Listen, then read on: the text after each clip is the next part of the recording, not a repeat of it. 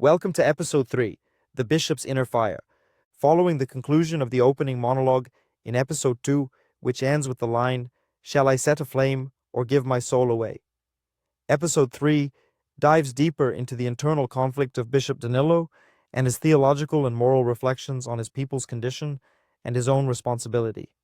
Reading from the Mountain Wreath. I see no good among the people, where malice and evil rule, where brother greets not brother with joy, nor daughters-in-law delight in kin, where the honest are punished, and scoundrels rise to nobility. All is rotten, all is lost, no one holds to faith or law.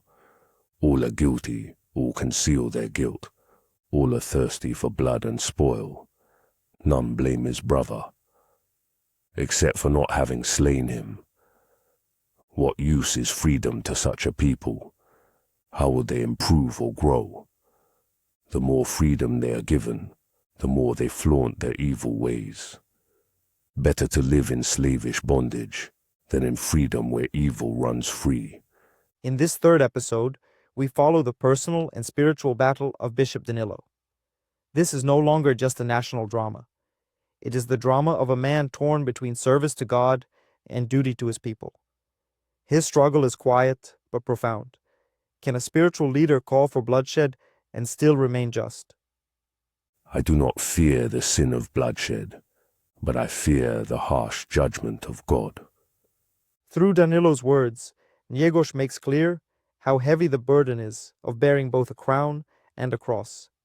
His words echo like a prayer. He does not seek war, but understanding, not glory, but peace within. And yet, he knows, without sacrifice, there is no salvation. I cannot redeem my soul until I burn the serpents in their den, until I uproot the thorns from the heart that ravage the sacred hearth. This is the language of metaphor, but also of resolve. Bishop Danilo feels that injustice can no longer be endured. But he knows, once blood is spilled, it cannot be easily stopped. In this act, the drama shifts from the internal to the external world. Njegoš confronts us with a difficult question.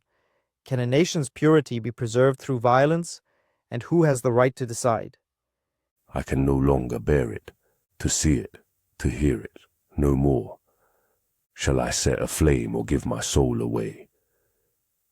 In this verse, we see a man on the edge. But it is not just the bishop. It is anyone who feels that the world is not as it ought to be. In the next episode, we move from the voice within to the voice of the people, the gathering of Montenegro's elders. For the first time, we will hear dialogue, voices, disagreement, and perhaps an accord. Thank you for joining us. Welcome back into the conscience of a nation.